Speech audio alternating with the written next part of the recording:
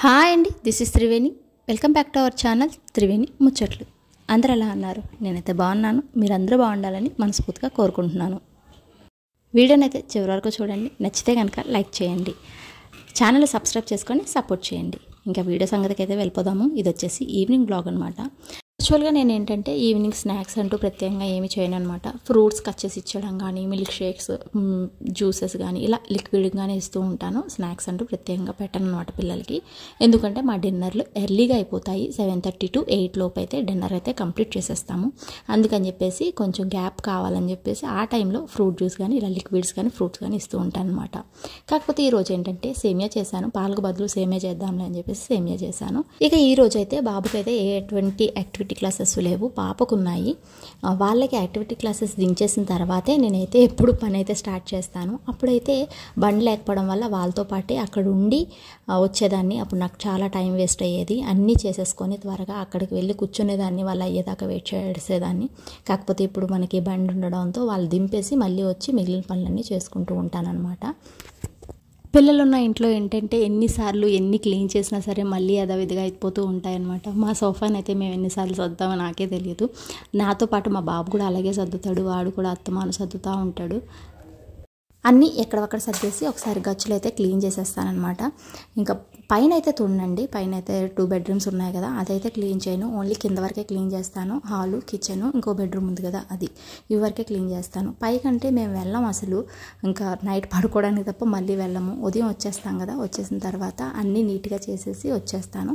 తర్వాత మెయిడ్ వెళ్ళి క్లీన్ చేసేసి తడిగుడ్లో పెట్టేస్తుంది. ఇంకా తర్వాత నేను ఒక పూజ చేయడానికి మాత్రమే వెళ్తాను అనమాట. ఇంకా మళ్ళీ వెళ్ళాం పైకి. అందుకని చెప్పేసి ఇంకెప్పుడు నేను పైన అయితే క్లీన్ చేయను. మళ్ళీ నెక్స్ట్ డే మార్నింగ్ వరకు పైన అయితే క్లీన్ చేయను. కింద మాత్రం ఎన్నిసార్లు అయినా క్లీన్ చేస్తూనే ఉంటాము, ఇక్కడే అందరం ఉంటాం కాబట్టి. ఇంకా దాంతోపాటు కడిగిన గిన్నెలు ఉంటాయి కదా, అవి కూడా ఆరిపోయాయి అంటే ఇంకా అలా పెట్టేస్తాను. లేదంటే ఒకసారి తుడిచేసి పెట్టేస్తాను అనమాట. ఎలా అయినా కానీ స్టాండ్ అయితే ఖాళీ చేసేయాలి అనుకుంటాను అనమాట. ఎక్కడొక్కడ పెట్టేస్తాను. ఈ టైంలోనే వాళ్ళ దించేసి వచ్చేస్తాను కదా, తర్వాత ఆ టైంలోనే ఇంకా డిన్నర్కి ఏం చేయాలి అవన్నీ కూడా మినిమం ఏవైతే చేయాలో అన్నీ చేసేసి పెట్టేసుకుంటూ ఉంటాను. ఇంకా వాళ్ళు వచ్చేసరికి వేడివేడిగా పెట్టేద్దామని చెప్పేసి అనుకుంటూ ఉంటాను అనమాట.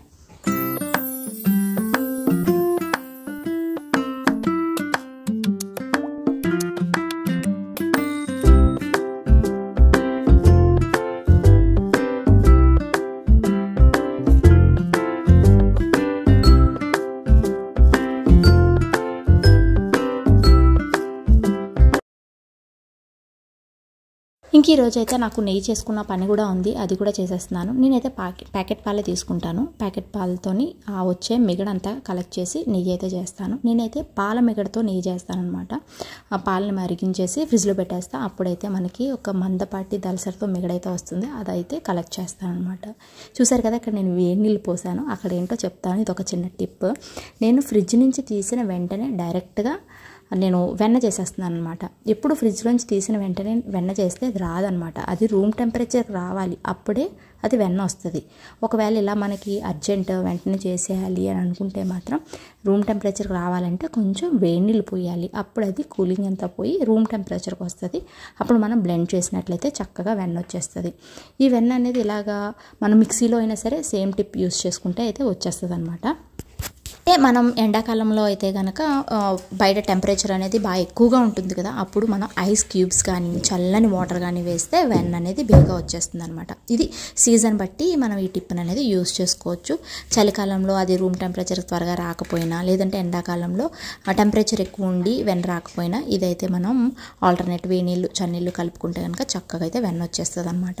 ఇక్కడ నేను వెన్నని చక్కగా కడిగేస్తున్నాను. ఇలా గరిటెతో అంచులంట చక్కగా కలుపుతూ ఉంటే దాంట్లో ఉన్న వేస్ట్ మొత్తం బయటకు వచ్చేసి వాటర్ అనేది వైట్గా వచ్చే వరకు కడిగి నెయ్యి కానీ చేసుకుంటే మంచి వాసన వస్తుందన్నమాట. ఇంకా నెయ్యి అయితే ఇక్కడ ఇలా పెట్టేసి ఇంకా తీసిన బట్టలు అవన్నీ ఉన్నాయి, అవన్నీ కూడా క్లీన్ చేసేసుకుంటున్నాను. ఇంక ఇది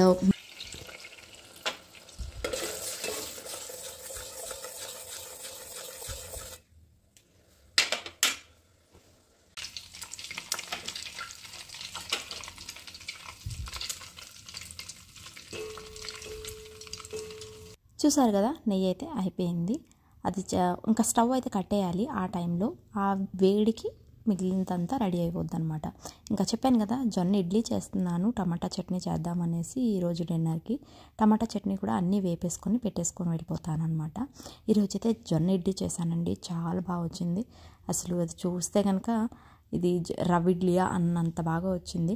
అంటే ఎక్కువగా జొన్న రొట్టెలు అలా చేసుకుంటూ ఉంటారు కదా, నాకైతే జొన్న రొట్టెలు అవన్నీ చేయడం రాదు. కానీ హెల్దీ ఫుడ్ అలా కాకపోతే ఇంకొక విధంగా అయినా తీసుకోవాలని చెప్పేసి అయితే నేను చేస్తూ ఉంటాను. ఒక్కొక్కసారి ఏం చేస్తానంటే రాగి ఇడ్లీ చేస్తాను, జొన్న ఇడ్లీ చేస్తాను, దోశలు చేస్తాను, ఇలా ఎక్కువగా యూజ్ చేస్తూ ఉంటాను అనమాట. ఇంకా అదైతే చట్నీ వేపేశాను, టమాటా చట్నీ. ఇంక ఈ లోపు అయితే టైం అయింది నీతికని తీసుకొచ్చేసే టైం. నేను ఇవన్నీ పనులు చేసే టైం ఏంటంటే ఎగ్జాక్ట్గా 1 అవర్ అండి. ఈ 1 అవర్లో ఎన్ని వీలైతే అన్నీ చేసేస్తాను. నాకు ఇంకా ఎవరు కూడా ఉండరు కదా, పిల్లల వాళ్ళు కూడా నాకు చాలా త్వరగా అయిపోతాయి. బాబు అంటే కొంచెం ఎదిగిన వయసు కాబట్టి వాడు సైలెంట్గా ఓ పక్కన కూర్చొని వాడి పని అయితే వాడు చేసుకుంటాడు, నన్ను అస్సలు డిస్టర్బ్ చేయడు. పాప ఉంటేనే కొంచెం డిస్టర్బెన్స్ అయితే ఉంటుంది, నా వెనకే తిరుగుతూ ఉంటుందన్నమాట. ఇంకా అందుకని ఎప్పుడు కూడా ఇంతే, ఈ 1 అవర్లోనే ఎన్ని పనులు ఉంటే అన్నీ చేసేసుకొని వెళ్ళి తీసుకొచ్చేస్తాను. ఈ లోపు తర్వాత వచ్చి వాళ్ళు ఫ్రెష్ చేయించేసి డిన్నర్ ఇచ్చేస్తాను. ఇంకా నేను తీసుకొచ్చేసే లోపు ఈ నెయ్యి కూడా మంచిగా చల్లారిపోయింది. చల్లారిపోయాక ఇలా అయితే బాటిల్లో అయితే వేసేసుకుంటున్నాను.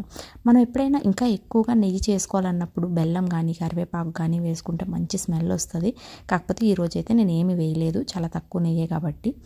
ఇంక ఇది వచ్చేసి దోశ బ్యాటర్. చెప్పాను కదా జొన్న ఇడ్లీ చేస్తున్నాను అనేసి. నేను ఇడ్లీకైనా దోశకైనా ఒకే బ్యాటర్ యూజ్ చేస్తాను. మామూలుగా మినప్పప్పు ఇడ్లీ అయితే మాత్రం రవ్వ వేస్తాను కాబట్టి ఇడ్లీ బ్యాటర్ వేరు, దోశ బ్యాటర్ వేరు రెడీ చేస్తాను. కాకపోతే ఇలా రాగులతో కానీ జొన్నలతో కానీ నేను చేయాలనుకున్నప్పుడు ఇడ్లీ దోశ బ్యాటర్ ఒకటే చేస్తాను అనమాట. అది కూడా మిక్సీలోనే పట్టేస్తాను అనమాట, చాలా థిక్గా పట్టేస్తాను. ఇడ్లీకి అయితే ఇలా యూస్ చేసుకుంటా, దోశలకైతే కొంచెం వాటర్ యాడ్ చేసుకొని కొంచెం కన్సిస్టెన్సీ అడ్జస్ట్ చేసుకుంటాను అనమాట. దోశలకి కొంచెం లిక్విడ్ కన్సిస్టెన్సీలో ఉండాలి కదా, అలా చేసుకుంటాను అనమాట. ఇంకా చూడండి ఇక్కడ చట్నీ కూడా రెడీ అయిపోయింది. మా బాబుకి అయితే టమాటా చట్నీ చాలా ఇష్టం, వాడి కోసమే చేశాను అనమాట. ఇంక ఇది వచ్చేసి ఇడ్లీ. చూడండి ఎంత సాఫ్ట్గా ఉంటుందంటే జొన్నలు తిన్న ఫీలింగే ఉండదు. అంటే పిల్లలకి అదే ఒక జావ కానీ జొన్న జావ కానీ జొన్న రొట్టెలు కానీ చేయాలంటే చాలా ఎక్కువ టైం కూడా తీసుకుంటుంది కదా జొన్న రొట్టెలు చేయడానికి. ఇంకా అది రాలేనప్పుడు కంప్లీట్గా తినడం మానేసే కన్నా ఇలా ఆల్టర్నేట్ ఆప్షన్స్ ఏమైనా వెతుక్కుంటే మంచిది అని నా ఫీలింగ్ అనమాట. అందుకనేసి జొన్న ఇడ్లీ జొన్న దోశ చేస్తూ ఉంటాను. ఇలా అయితే మాత్రం మంత్లీ ఒక ట్వైస్ మాత్రమే చేస్తానండి, జొన్న ఇడ్లీ కానీ దోశ కానీ. ఈ వీక్ అంతా ఇది తిన్నామంటే నెక్స్ట్ వీక్ రవ్వ కానీ లేదంటే రాగులు కానీ చేస్తాను. అండి ఇడ్లీ చూసారా ఎంత సాఫ్ట్గా ఉందో, రవ్వ ఇడ్లీ కన్నా సాఫ్ట్గా ఉంది. నేనైతే ఈరోజైతే టమాటా చట్నీతో చేశాను. ఇంక ఇదేనండి ఈరోజు వ్లాగ్ అయితే. వ్లాగ్ నచ్చింది అనుకుంటున్నాను. నచ్చితే కనుక లైక్ చేయండి. ఇప్పటి వరకు ఛానల్ సబ్స్క్రైబ్ చేసుకోండి. Thank you for watching. Take care, bye bye. మళ్ళీ ఇంకో వీడియోతో కలుద్దాం.